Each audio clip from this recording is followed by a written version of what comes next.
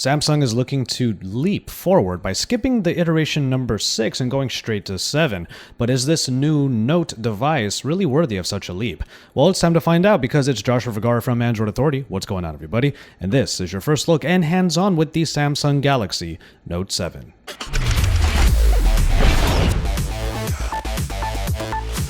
If you're looking at this device and it looks incredibly familiar, well, you're absolutely right. It does retain a lot of the look and feel, the design language that started with the Samsung Galaxy S6 and has moved on to devices like the S7, the Note 5, and the S7 Edge.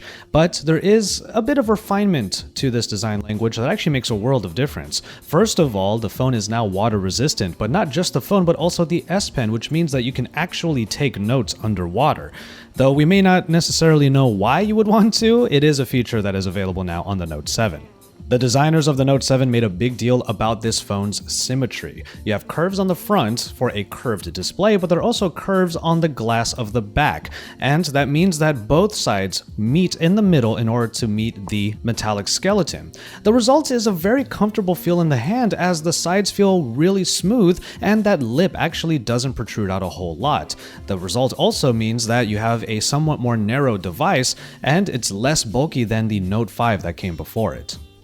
Aside from the very comfortable handling, however, a lot of what makes this a Note device, or a Galaxy device actually, remains the same. Plenty of the different elements are still in the same place that you would expect, including the S Pen on the bottom that is now accompanied by one of the main changes, which is a USB-C charging port. This is a brand new port for Galaxy phones in general, and it means that you are going to need an adapter in order to adapt to micro USB cords. Luckily, that will be included in the box.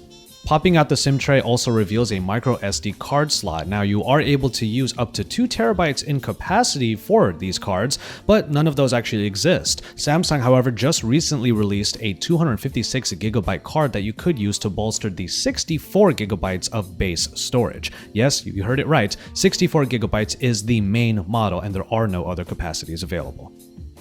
From there, however, a lot of the internals and specifications remain largely the same. You don't get too many changes as the phone comes with a 5.7-inch Super AMOLED display in a Quad HD resolution that also boasts the always-on display. Underneath the surface, you still have the same processors from the Galaxy S7 and S7 Edge, whether it be the Snapdragon 820 or the latest Exynos processor with 4GB of RAM. And the only real change besides from that is a 3500 mAh battery that is larger, definitely more in line with what a phablet phone like this should have, and it also comes with the same fast charging that should get the phone power in no time at all.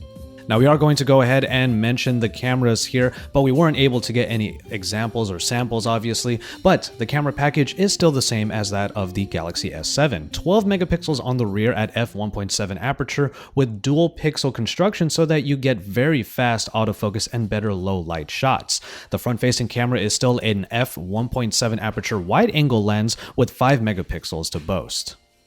Which brings us to one of the main features of every Note device, the S Pen. The S Pen largely looks the same this year, but it has been made 200mm in length, the length of a standard ball pen.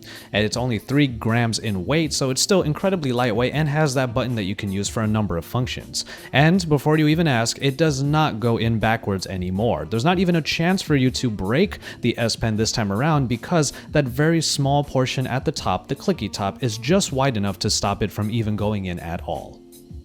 We dive into the S Pen features a little bit more in a feature-focused video, but we can take a look at a few of them here.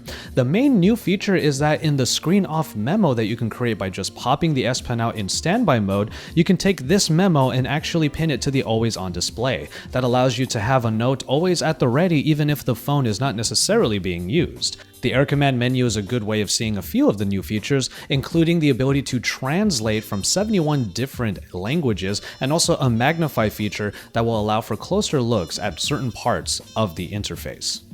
Smart Select now allows for a 15-second capture of an easily shareable GIF. Basically, you just put a frame onto any portion of the screen and it will record 15 seconds of whatever is going on. It's an easy way of sending GIFs through the Smart Select, which already makes sharing pretty much anything very easy.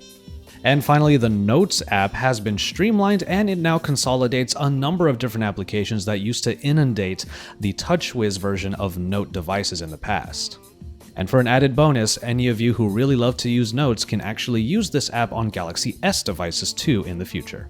Which brings us to security features and the iris scanner. Now, essentially, you have to take your glasses off and perhaps even contacts when first scanning the iris in order for you to have one set of irises that can unlock the device. After that, you pretty much unlock the device, swipe up, and an infrared camera with an infrared light rather at the top near the front-facing camera will scan for that set of irises and then just unlock the device straight into the interface. It's a pretty nice way of getting straight into your phone if you're just going to be looking at it anyway. The same security features that unlock the device can also be used for a secure folder, and these are also things that we dive into a little bit more in a feature-focused video. Much of what makes this a Note device is retained, so it will feel very familiar, but at least the UI has been streamlined. There's no better place to look at that than in the settings menus. So you'll see that there are lighter colors all around. A lot of the menu items and a lot of the TouchWiz elements are now pretty much white with the colors to accent them, and it just looks a lot cleaner all around. It's also a little bit easier to navigate, but of course there's a lot here to work with. But speaking of interface changes, of course, we have the curved display on the Note 7, which will be a mainstay of it. You won't be getting a different version of this device anymore because we already have the S7 Edge, and you can look at that as a Note 7 without an S Pen. So the curves are here to stay, and with the curves come the Edge UX. There's actually not a whole lot to say here, as the Edge UX features are pretty much the same as found on the S7 Edge. And so there you have it for this first look and hands-on with the Samsung Galaxy Note 7. We have a lot of coverage of this phone, including color comparisons, the two feature-focused videos I just mentioned, and of course comparisons with some of the flagships in the Android space today. You can take a look at even more about the Note 7 at AndroidAuthority.com, but for the most part, we are dealing with a phone that kind of takes the lead of the S7 line and just makes it bigger with, of course, that little friend in the S Pen.